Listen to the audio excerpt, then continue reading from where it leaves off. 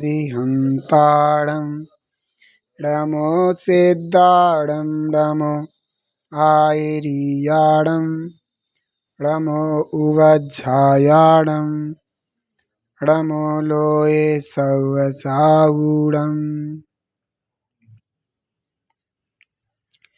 24 तीर्थंकर भगवान की, पंच परमेष्टि भगवान की, जिनवाणी माता की, गौतम गणधर देव की, आचार्य श्री कुंद कुंद स्वामी की, आचार्य श्री शांति सागर जी महामुनिराज की, आचार्य गुरुदेव श्री धर्म भूषण जी महामुनिराज की, आचार्य श्री सम्यक्त भूषण जी महामुनिराज की।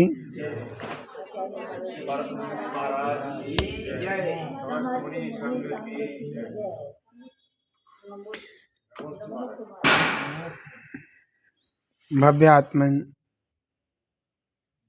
ग्रंथादिराज श्री इष्टोपदेश चल रहा है। इस महाग्रंथ के माध्यम से हमें अपने इष्ट अर्थात शाश्वत सुखकारक हितकारक ऐसे निज आत्मा का ज्ञान कराया जा रहा है।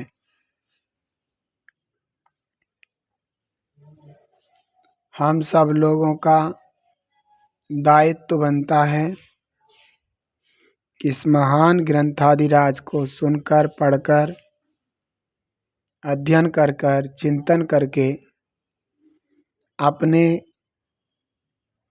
निश्चय इष्ट आत्मा तक पहुँचने का प्रयास किया जाए। लेकिन ऐसा होता हुआ दिख नहीं रहा। इंद्रिय विषय और कसायों के मध्य में मेरा सब कुछ लुट रहा है और हम तालियां बजा रहे हैं। कहते हैं कि अंग्रेजों ने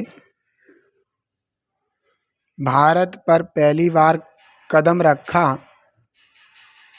और भारत को जीतने का विचार बनाया,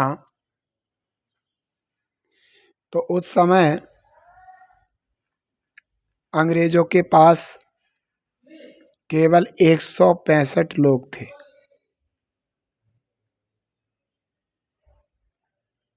जब 165 लोग भारत के अंदर प्रवेश कर रहे थे, उस समय 65,000 सैनिकों से सहित एक भारत का जो राजा था उसने उनको रोका। तो 165 ने भोले भारतीयों को ऐसा बुद्धू बनाया जिससे कि 65,000 सैनिक 165 अंग्रेजों के आगे नतमस्तक हो गए। तो ये कार्य अज्ञानता का हुआ। बेवकूफी, मूर्खता, अज्ञानता, कुछ भी कहो। और उसके बाद भी अंग्रेजों ने जो गद्दार बना था भारत का, उसको कुछ नहीं दिया, स्वयं राजा बन के बैठ गए। नहीं बिगाड़ा भारत का कुछ, बाहर की तलवारों ने भारत को बर्बाद कर दिया, भारत के गद्दारों ने। ऐसे ही आत्मा को बर्बाद करने वाला आत्मा स्वयं है। आत्मा का बिगाड़ करने वाला ना कर्म है ना अन्य कुछ है। आत्मा का बिगाड़ करने वाला अगर कोई इस जगत में है तो आत्मा स्वयं है। आत्मा स्वयं ही अपने स्वभाव की ओर न देखता हुआ विभाविक परिणामों को अपना मानता हुआ अपने समय को बर्बाद करके पर समय हो रहा है, या पर समय होकर अपने समय को बर्बाद कर रहा है। तो यही बात है कि हम अपनी मूर्खता, अज्ञानता, बेवकूफीता को लिए हुए कब तक दुखी रहेंगे, कब तक अपने आप को पहचानने का प्रयास नहीं करेंगे, कब तक अंधकार में जूझते रहेंगे। तो कहते हैं अंधा ठेसी कब तक चलेगी, जब तक चलेगी तब तक चलेगी। बेवकूफीपन, अज्ञानता कब तक चलेगा, जब तक चल रहा है तब तक चल ही रहा है। यह जीव थोड़ा तो दया का भाव लाए स्वयं पर, थोड़ी तो अहिंसक प्रवृत्ति अपने पर चलाए। व्यवहारिक परिणाम हिंसा है और स्वाभाविक परिणाम अहिंसा है। इसे जरा सी भी अपने आप पर दया नहीं आती। जो अपने आप पर दयावंत नहीं, वो किसी पर भी दयावंत नहीं है। महादिगंबर मुनिराज स्वयं पर दया युक्त होते हैं, इसलिए वे जगत पर दया करते हैं। समझ में आ रहा है? तो अपनी आत्मा से पूछो, हे आत्मन, कब तक अपने साथ धोखा करोगे? कब तक अपने आप को रुलाते रहोगे? संसार का स्वभाव जैसा है, संसार चेंज नहीं हो सकता, चेंज आपको ही होना पड़ेगा। संसार का जो स्वभाव है वो तो वैसा ही रहेगा। अच्छा एक बात बताओ, संसार में रसगुल्ले कब से हैं? हैं? अनादि से। अबे रसगुल्ले कितने खा लिए तुमने? अनंत रसगुल्ले खा लिए। क्या रसगुल्ले खत्म हो गए? नहीं हुए ना। तो वे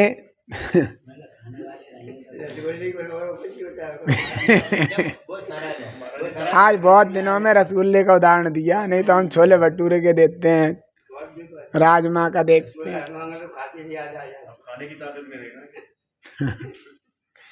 तो रसगुल्ले कब से हैं? अनादि से। लेकिन अनादि से अनंत रसगुल्ले खा दिए। रसगुल्ले तो खत्म नहीं हुए, लेकिन मैंने भाव मरण अनंत बार किया, द्रव्य मरण अनंत बार किया, और फिर भी कह रहा मैं रसगुल्ले को खाऊंगा।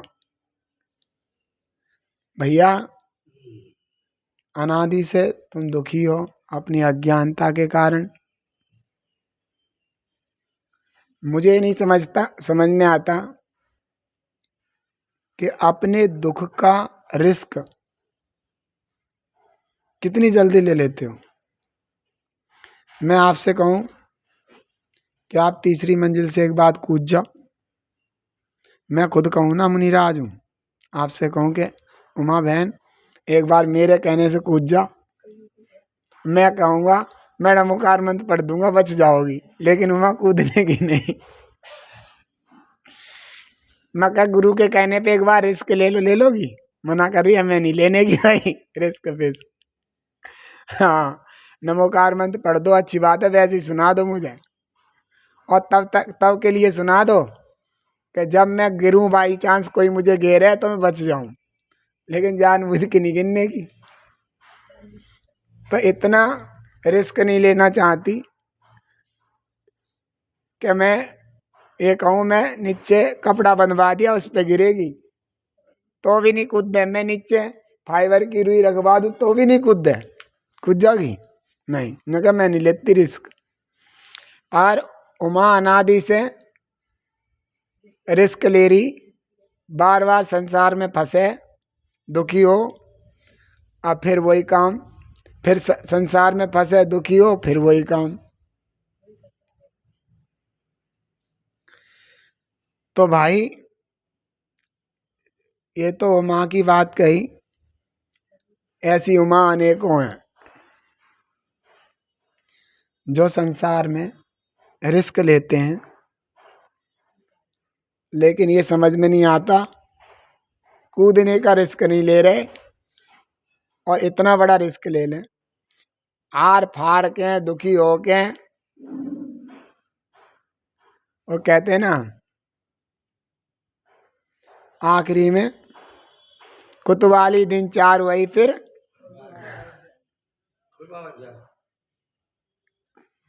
आखिर में बुढ़ापे में हस्तिनापुर में पड़े आके कि भाई क्या करें, यहाँ कम से कम भगवान शांतिनाथ है, गुरु हैं, उपदेश मिल रहे, या फिर जहाँ भी हैं और कहीं महाराज हैं उनके दर्शन कर, जहाँ भी हैं कम से कम शांति तो है जी को। संसार में तो इतनी घुटन है कि भाई शांति नहीं है। तो मैं कह रहा हूँ कि कब तक अपने आप को इस तरीके से हम करते रहेंगे, कब तक दुखी करते रहेंगे। अब तो रिस्क लेनी पड़ेगी। कहते हैं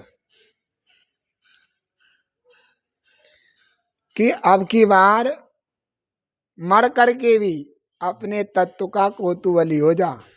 कौतूहल माना जानने का इच्छुक। जैसे कोई तुम्हें बताए भैया हुड़ुक चुल्लू एक ऐसी चीज है, भाई साहब हुड़ुक चुल्लू सामने ही आ जा, खाने की चीज है, हुड़ुक चुल्लू डिश है, और सामने आते ही मन ऐसे खुश हो जा, हैप्पी हैप्पी, और इतना स्वादिष्ट अगर वो जीभ पे रखो भाई साहब खाने वाला खाते ही रह जा। जो कहता हो कि मुझे कोई चीज़ अच्छी नहीं लगती, मेरे पित्त बन रहे, मेरे गैस बन रही, और उड़क चुल्लू जीभ पे रख दी, जब मैं तो सारा खाऊंगा। अब बताओ तुम्हें उड़क चुल्लू खाने की कितनी तीव्र लालसा होगी। उड़क चुल्लू रात दिन उड़क चुल्लू क्या है, उड़क चुल्लू क्या है। और भाई महाराज बताओ तुमने उड़क चुल्लू की बात कही, कैसे बने, कौन सा है, कौन सा बना है, उससे पूछ आऊँ। मैं कहूँ वहाँ रह गए गुजरात में, एड्रेस दो, फोन दो, नंबर दो, हम उससे पूछेंगे उड़क चुल्लू। हम अरे को और चीज़ अच्छी नहीं लगती, हम तो उड़क चुल्लू खाएंगे। समझ में आ रहा है। रात दिन उड़क चुल्लू, रात दिन उड़क चुल्लू, ऐसे रात दिन आत्मा के कौतूहली क्यों नहीं होते भैया। पागल हो जाओ आत्मा में, तो अपने भाई आत्मा में रहूंगा, मुझे नहीं पता।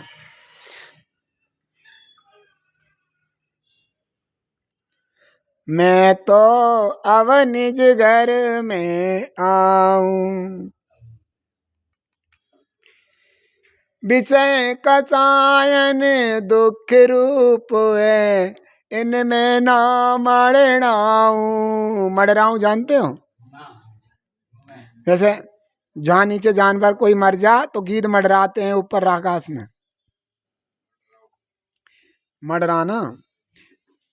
विषय कसाए दुख रूप है, इनमें ना मरणाऊं, मैं तो अब निज घर में आऊं।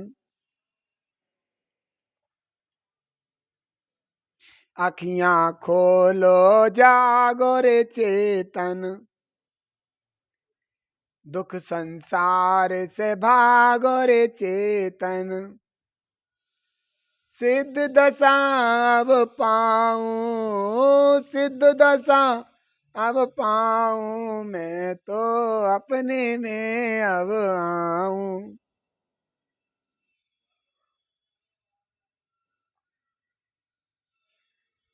पंचेंद्री विषयन ना भाऊ, बारह भावन भाऊ, तोड़ छोड़ कर मन की नासी, तोड़ छोड़ कर मन की राशि, निज में ही बस जाऊं मैं तो अब निज घर में आऊं।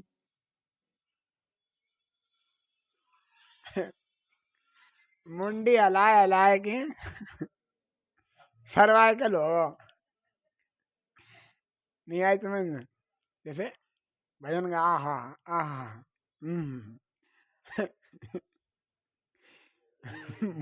मुंडी हिल के सर्वाइकल होगा, लेकिन सुध नहीं आई है कि भाई बहन सुशीला को सुध आई, क्या आई? बाऊ आऊ है बस। जैसे जब किसी व्यक्ति को डेथ हो जाती है, मर जाता है, तो उसे कहाँ ले जाते हैं? शमशान घाट पे। तो वहां पे बड़ा वैराग होता है। देखो भाई, अरे बढ़िया घटिया तो छोड़ दो, सबको जाना है भाई। एक दिन भाई कैसे बैठा था, कैसे करे था, भले ही लड़े था, सबको गाली देवे था, लेकिन भैया अच्छा लगे था, अब सुनसान हो गया। कहते नहीं कहते? अब भाई देखो, हमारा तुम्हारा किसी का नहीं पता, एक दिन सबको जाना है, बातचीत करके लाओ भाई चाय लाओ। वो मरगट का भी वैराग नहीं है, उतनी देर का वैराग, वही चाय पीते हैं, नाश्ता करते हैं और सब, और फिर अपना आराम से घर में ला भाई पानी ला, अरे भाई पानी ला, एक कोल्ड ड्रिंक उठा लाता एक पेटी, हाँ जी भाई आ गई, पियो। ये संसार की दशा है। जान बूझ के अंध बने, जान बूझ के अंध बने, दुख दर्दों के फंद बने, चेतन मेरे लाल, अब तो डूबती नैया को बचा के कर दो कमाल। अम्मा, अम्मा सामने रह रही थी कमरे में, क्या हुआ पता नहीं, रात को फेल हो गई। क्या? हार्ट फेल हो गया। अच्छा, वो तो ठीक थी, कल तो बोल रही थी। मैं क्या बताऊं, नीक तरह से सोई थी, पारा टीवी चैनल देख के, और फिर उठी नहीं, बस सोई की सोई रह गई। अच्छा जी, भाई बड़ी वैसी घटना है, दुखद घटना, एक दिन की है, एक दिन की भी ना है। अम्मा फूक गई। अम्मा फूक गई, वह फूक जब तक फूकने ना गई तब तक ही है, अब फूक गई यहाँ पे बैठ के, वैसे ही सब वही सब चलन लगा। तो भाई आने वाले आने लगे और जाने वाले जाने लगे हैं। वाह अम्मा, फिर कभी याद आवेगी, हाँ भाई उस दिन अम्मा को भी काट लिया था, हाँ अम्मा अम्मा, बस हो गई, खत्म।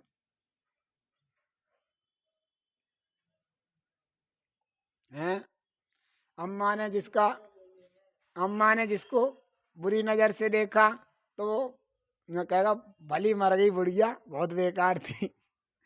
अम्मा ने जिसको सही नजर से देखा, बुढ़िया बहुत बढ़िया थी। भाई कुछ भी हो, हम बैठे रह गए थे, कुछ ना कुछ खाने को देती रह गई थी।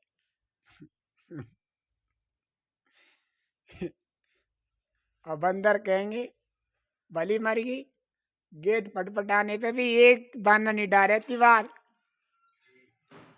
एक दाना भी कुछ डाल दे खाने को, बुढ़िया आते ही गेट लगा दे रही थी। बब्बा बढ़िया है, कम से कम खोल के 2 दाने तो डाल दे।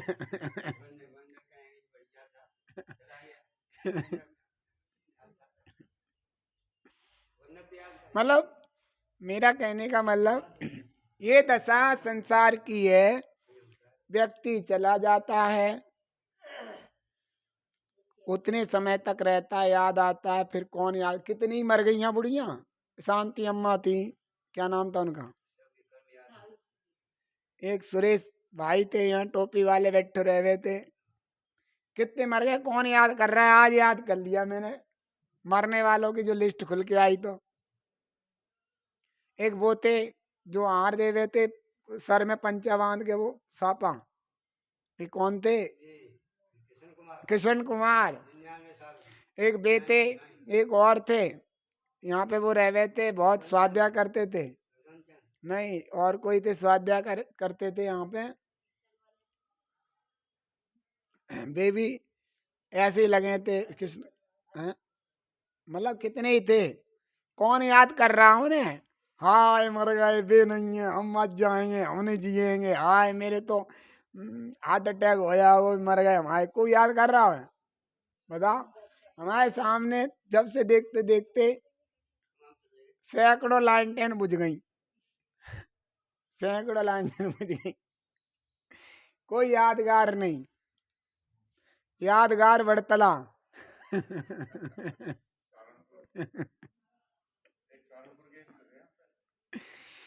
तो वो सब कर चले हम पिता जाने तन साथियों, अब तुम्हारे हवाले वतन। ऐसे ही हम तुम सब जाएंगे। बता, निशंक भूषण महाराज थे, खूब याद कर रहे थे, अब कौन करे याद। बताओ, ऐसे ही तुम सोच रहे हमें याद करेंगे, कोई नहीं करने का है।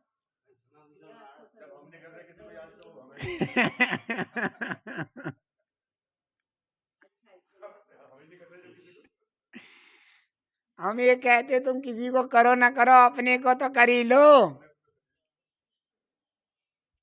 अरे दुनिया को याद ना करो, अजय अपने आत्मा को तो याद करो।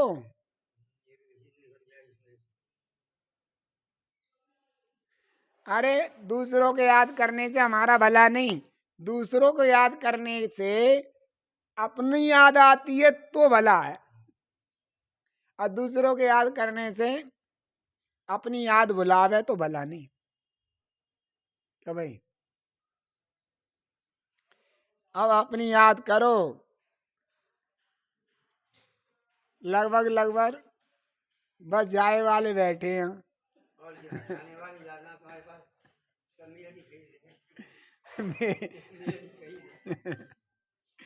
मेरठ की खरीद कहाँ है।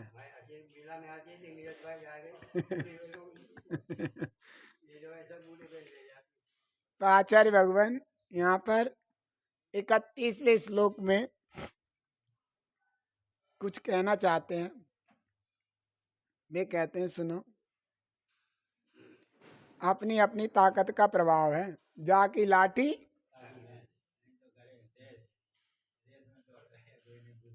अपनी अपनी ताकत का प्रभाव है। तो बहुत सुंदर शब्दों में, कर्म कर्म हितावंदी जीवो जीव हितस्पृह स्व स्व प्रभाव भूयस्ते स्वार्थम को वान वांछति। आचार्य भगवान कहते हैं कि एक तरफ कर्म है, एक तरफ आत्मा है। कर्म अपने साथी कर्मों को बांधने में लगा है, कर्म अपने साथी कर्मों को बांधने में कारण बनता है, और आत्मा अपने साथी आत्मिक गुणों को, अपने आत्मिक गुणों को उजागर करने में लगा है। अपनी अपनी शक्ति का प्रभाव है। अब यहाँ संसार में देखा जाए कर्मों का प्रभाव खूब बढ़िया देखा जाता है। तो कर्म तो उदय में आवे और अपने साथी कर्मों को बंधवावे। एक व्यवहारिक नीति की अपेक्षा कथन समझना। कर्म उदय में आकर के किसको बंधवाते हैं? कर्म आत्मा के गुणों को तो उजागर करेंगे नहीं, करेंगे? कभी तुमने कर्मों को, आत्मा के गुणों को उजागर करते हुए देखा, सुना है?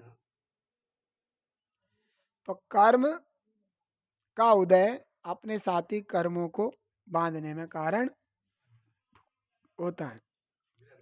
और इधर आत्मा की शक्ति जब जागृत होती है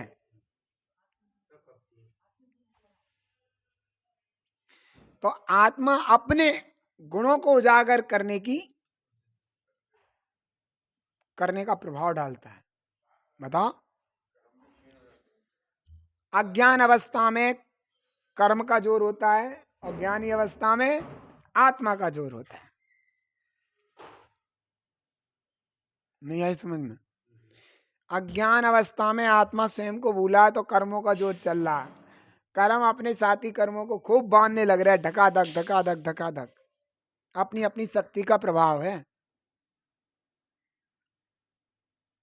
नहीं आई समझ में?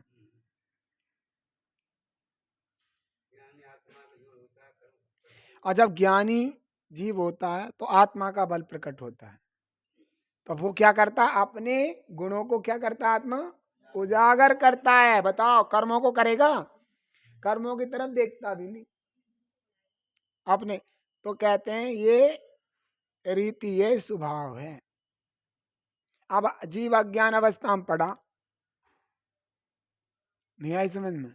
अब देखो, जब अंग्रेज भारत में आए तो अंग्रेजों ने आकर के किसको बढ़ावा दिया? अंग्रेजों को। अरे घुसपैठ घुसी आए और फिर अंग्रेज अंग्रेज अंग्रेज अंग्रेज ही आते रहे। और यहाँ अंग्रेजों को भारतीयों को अंग्रेज बनाने की कोशिश भी कर रहे थे। क्रिश्चियन तो अंग्रेजों ने अंग्रेजों बनाने का कोशिश की तो भारत के लोग को समझ नहीं थी क्या हो रहा है। और जब उन्हें समझ आई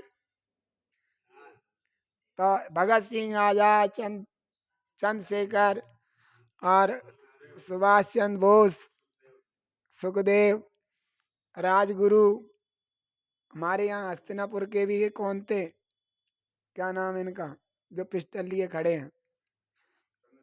नहीं,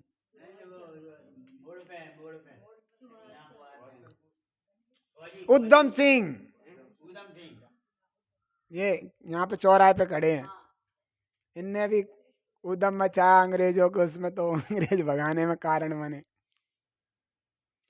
तो जब भारतीय लोग समझदार हुए तो क्या हुआ? है नहीं?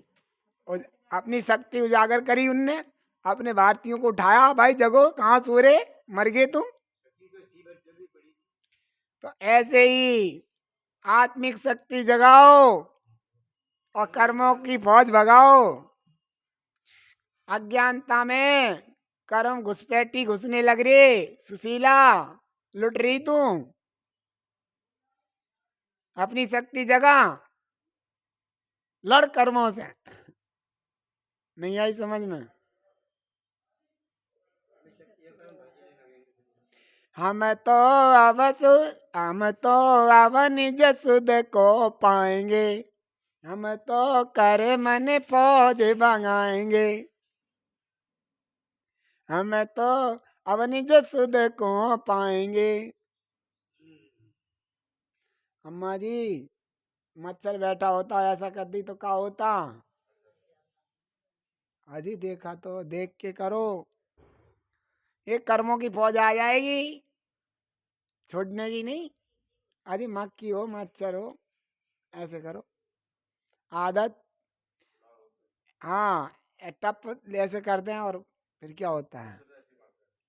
आप मारो न मारो जीव को, हिंसा के अयतनाचार से, तब जीव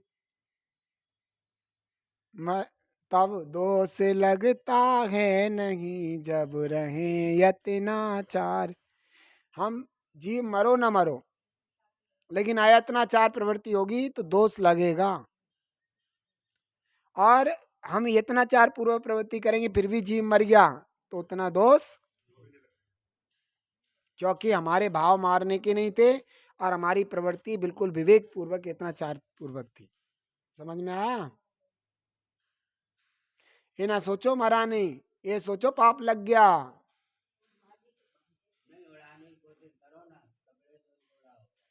चलो भैया बहुत हो गया, हमने बहुत कही, तुमने बहुत सुनी। आपकी बहुत हिम्मत है जो इतनी देर तक बैठ के हमारी सुनते रहे। आपकी ताकत को क्या नाम दें हमें समझ में नहीं आ रहा। आप धन्य हो।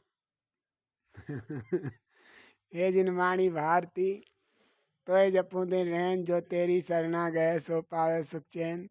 या वाणी के ज्ञान ते सूझे लोका लोग। 9 बार नमस्कार।